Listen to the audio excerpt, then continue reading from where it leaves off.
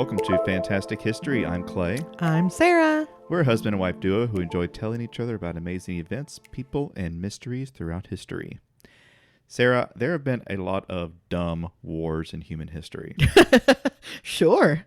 And we can talk about so many examples of them, but I'm going to narrow it down a little bit. My favorite dumb wars are wars involving animals. Now, not like Wojtek. Okay. Like animals fighting in wars. Or Sergeant. Or Sergeant. Yeah. But like, I will have to give you some examples. Sure. Like the Stray Dog War. Oh. Which occurred after the Second Balkan War in 1925 when a Greek soldier was shot by a Bulgarian guard while he was chasing his dog across the border. I really thought you were going to say that he was shot by a dog. That would have been really exciting. Oh my God. But no, the dog just caused the situation.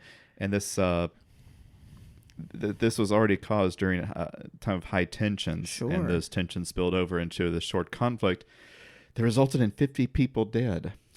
Oh my. Over essentially a dog running across the border. Hey, John Wick, am I right? Yeah.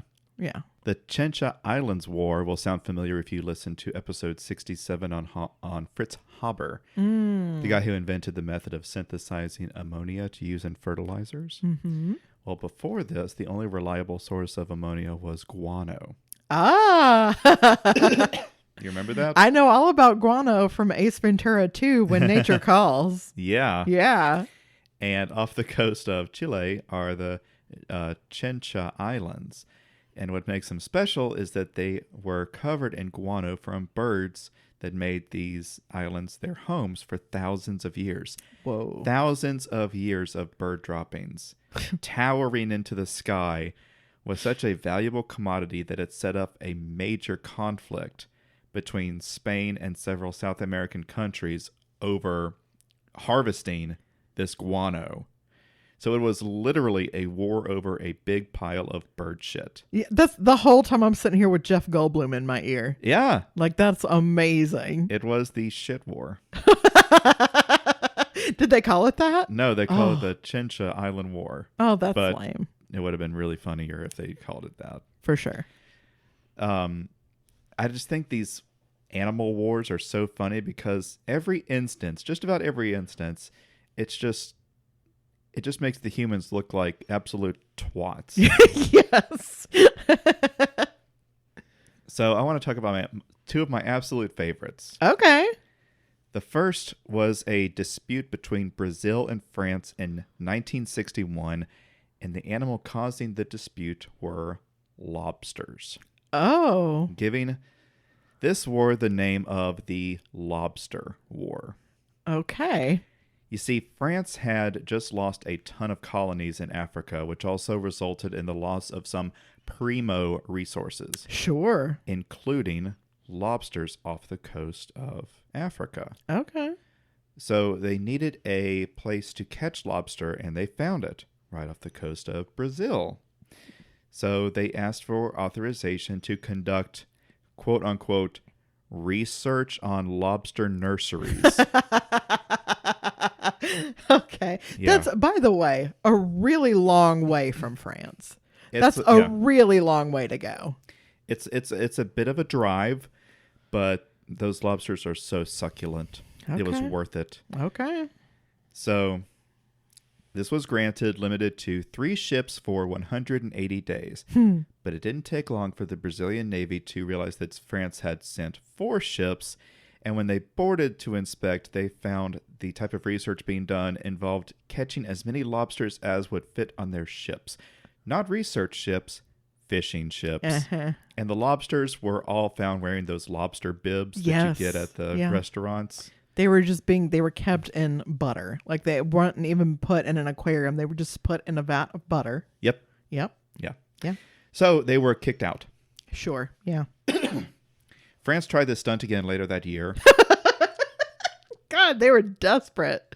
And again broke the rules and were again expelled. Mm-hmm.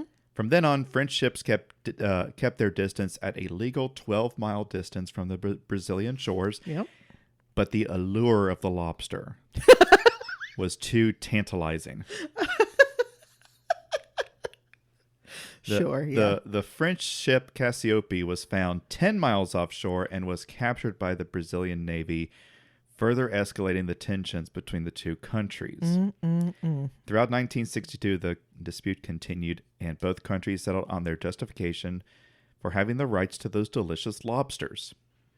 Brazil claimed that because the lobsters stayed on the seafloor like an oyster, they are considered a natural resource up to the continental shelf, which belonged to Brazil, according to the 1957 Geneva Convention on the Law of the Sea. Okay. But France had a different interpretation. No kidding. They claimed that because lobsters jump across the seafloor, they should be considered a fish. And according to that same 1958 Geneva Convention, they have the right to fish for fish. Mm-hmm. Ironically, Brazil never signed the Geneva Convention, Oh. but they still had a solid argument anyway. Because as the commander of the Brazilian Navy, Paulo de Castro, said, by analogy, if a lobster is a fish because it moves by jumping, then a kangaroo is a bird.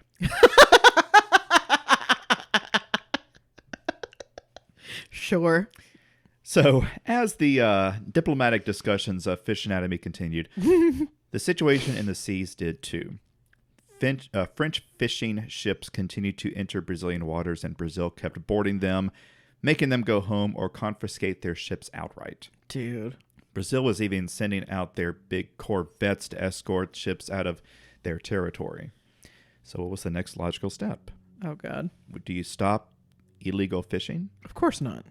Or do you ask the president of France, Charles de Gaulle, to send the French Navy to protect them while they illegally fish? Sacre bleu. Well, that's exactly right. The choice is clear. De Gaulle sent destroyers and even an aircraft carrier to the Atlantic Ocean to escort the fishing boats. For lobster. For lobster. For a tasty treat. Let's not lose sight of that. Mm-hmm. Oh, my God. Wow. Ever heard of Maine, guys? Like, no, those aren't good enough. wow. Well, actually, it would have been like, you don't want to mess with the United States. Yeah, that's true. They were fine messing with Brazil, apparently. Okay. So this was obviously viewed as act of hostility. Yeah. Obviously. Yeah. On February 11th, 1963, a large group of French ships, including an aircraft carrier, a cruiser, 3 destroyers, and some other vessels, including a corvette called Le Picard, Aw. headed toward the Ivory Coast to stand by as one of the destroyers called Tartu headed towards Brazil. Make it so. The Brazilian Navy at some point became aware of this and decided to search for the vessel. On the 26th, the Brazilian Air Force detected the destroyer 250 miles off the coast and began to do constant flyovers day and night. These encounters would become more provocative, with the jets sometimes flying as low as 100 feet over the vessel. Whoa. And when directly above it, they would illuminate all of their lights at once. Whoa. And the Tartu would respond by carrying out firing exercises when they saw the planes. Wow. Not shooting at them, but like shooting, elsewhere, but being like, hey, our guns work. Yeah. Just so you know. Yeah. At the same time, the Brazilian Navy and Air Force had been mobilizing. They were preparing for battle. And this engagement would be known as Operation... What else? Sacre bleu? No. Oh. This is Brazil's side. Oh, right. They speak Portuguese. Yeah. I don't know the Portuguese version of Sacre bleu. Well, let me tell you. It's Operation Lobster. Oh, man. Okay. That makes sense also. Yeah. Now, the Brazilian Navy was lacking quite a bit, especially in comparison to the French. Their strongest destroyers were on loan from the U.S. Oh. with prohibitions that they would not be used against U.S. allies. Uh-oh. A fair number of their vessels were under repair or not operating at full strength. They also were lacking in fuel and ammo. They only had enough ammunition to last about 30 minutes of battle. Also, this is all occurring during Carnival. Oh, no. So the majority of personnel were on holiday, requiring them to be called back to work, likely disgruntled and perhaps even hungover. Yeah, definitely hungover. If not, it's still drunk. Yeah. But despite being outmatched, Brazil was not going to let their resources be taken illegally. Sure. They were going to do something about that. They were going to stand their ground. You gotta. And tensions were high because the French were stubborn and likely to stand their ground too, as they had been doing. So, two immovable objects were about to clash Oh, dear. over something pretty stupid. Tasty treats.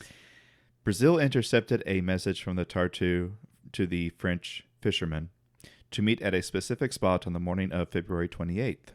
So 2 Brazilian destroyers headed toward that rendezvous location with instructions to monitor the French ship's movements. The dawn of that morning was dense with fog and high anxiety.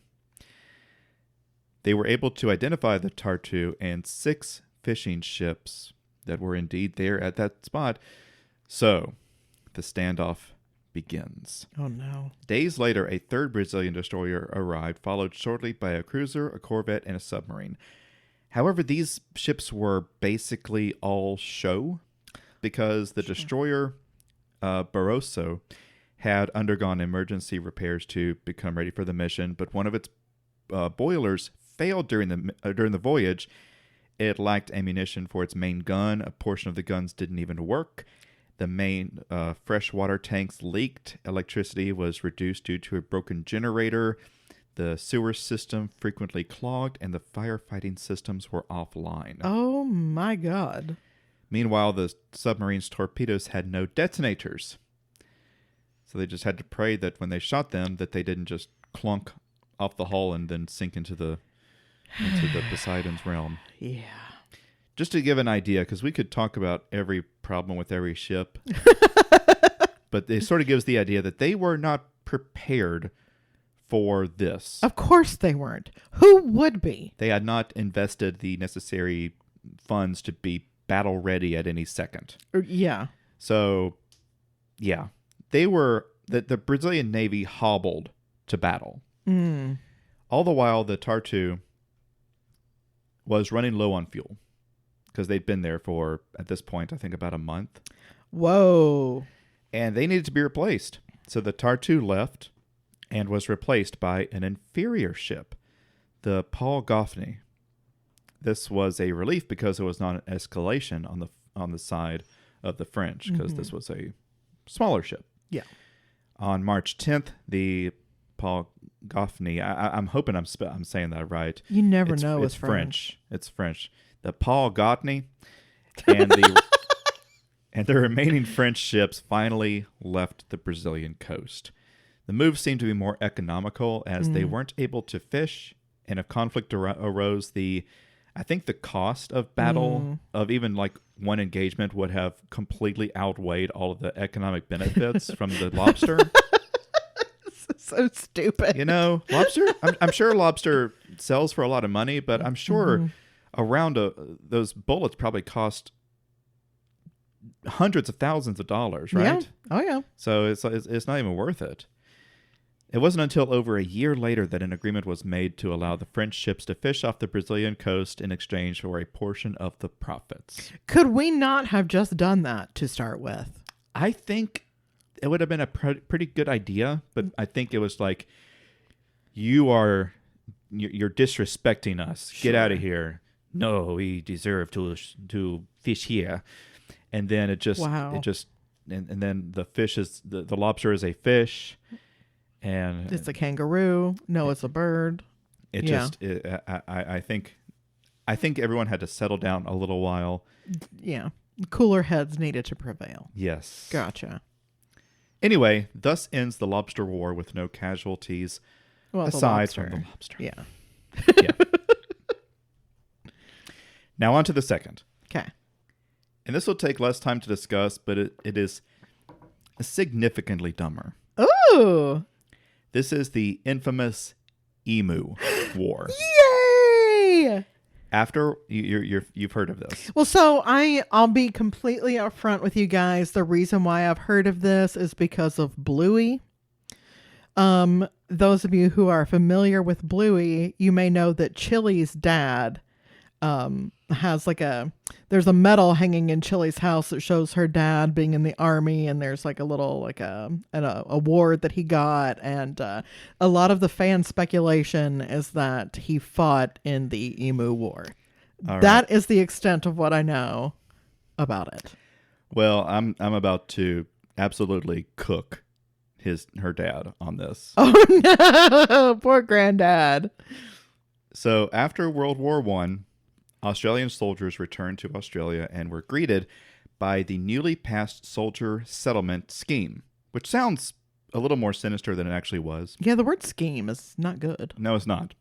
The purpose of this was to create a repatriation fund, which would allow veterans to be given farmland across the country as a way of providing a home and a method of income, economic boosting, and increasing populations in rural areas. So similar to the GI Bill in America, I'd say but with so. with some added benefit to the government. Yeah. Seemed like a win-win. And for some it was, but many veterans faced difficulty. Mm-hmm. Many of them lacked farming skills Right. and Yeah. experience. Mm-hmm. Sometimes the land was not very suitable for farming. That makes sense. Yeah.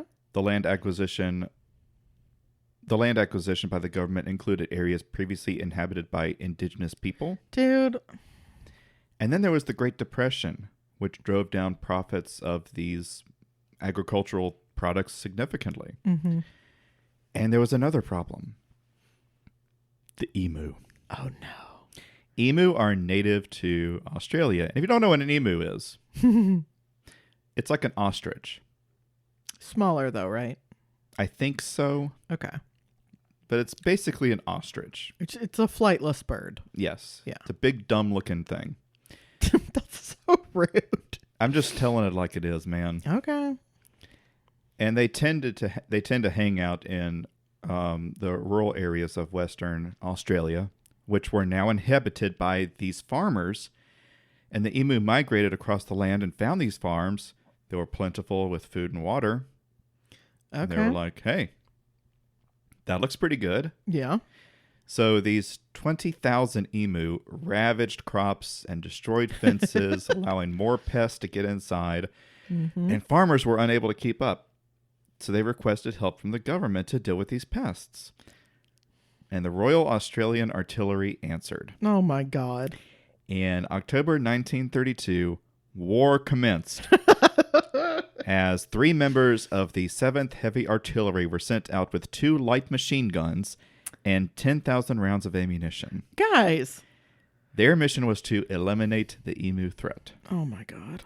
But in the first few days of engagement, the men realized they were outmatched. Yay. Now, you would think, and maybe they thought, I certainly thought, that a surprise barrage of machine gun fire would just lay these birds down by the dozen. Uh-huh. You know? Oh, yeah. You can picture it in your head. Unfortunately. Unfortunately, emu are very fast, Hell yeah. agile, and alert. And they don't stay in big herds. So this really slowed down their efforts. Sure. And sort of revealed that these machine guns probably weren't the best option No kidding. for this situation. Because after 45 days of intense battle, Sorry for a month and a half. a month and a half of intense battle Oh my God. in the trenches, Just get a lion. Just set a lion loose. the farmers will love that. Listen. After about 45 days of battle, only 986 emu had been confirmed killed. That's a lot though. It was barely a fraction of the entire emu population. Oh my God. It did nothing. Oh my God. Okay, so this is a much like larger species of animal than I was anticipating. If almost 1,000 is like a drop in the bucket. Well, I did say 20,000 were ravaging these crops, and that's not all of them that exist in Australia. That's what I'm saying. Like, that's crazy. Yeah. It's like trying to kill off moles with dynamite, Oh, And you- exploding varmints. and you kill like 1,000 mole, but that's not going to do it. Sure. So the lead officer, Major Meredith, famously said, Emu could face machine guns with the invulnerability of tanks. It's ridiculous. It's pretty good. Yeah. The emu had quickly become the hero of the story, Hell yeah.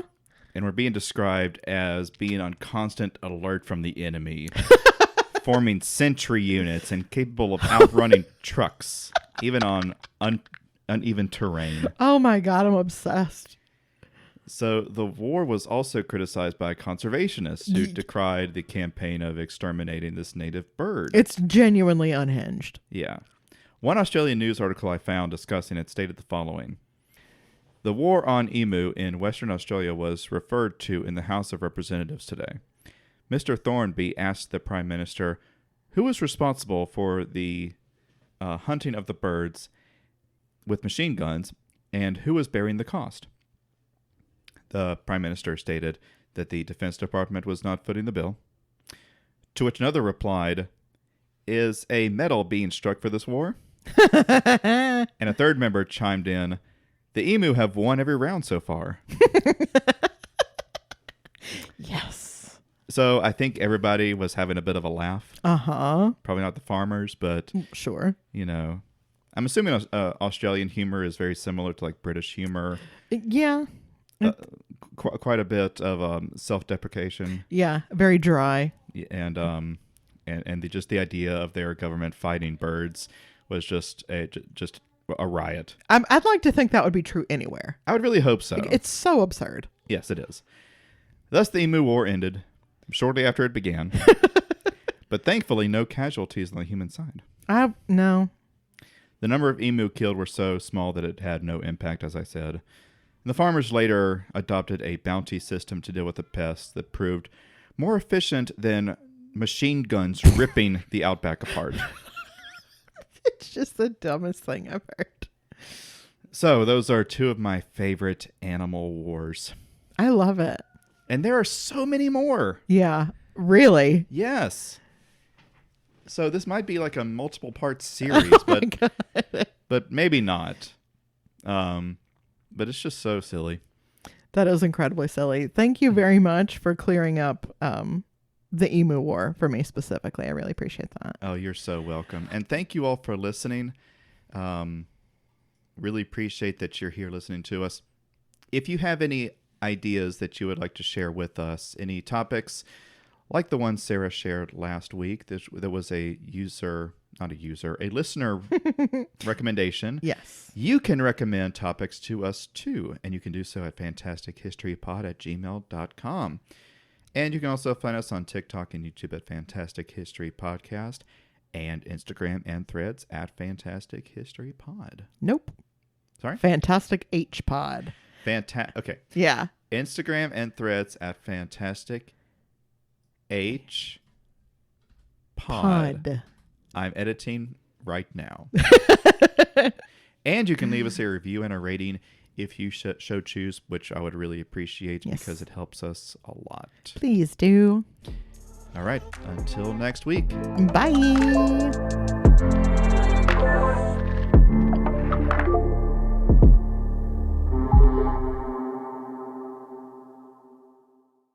Do you want to say hello into the microphone? Hello.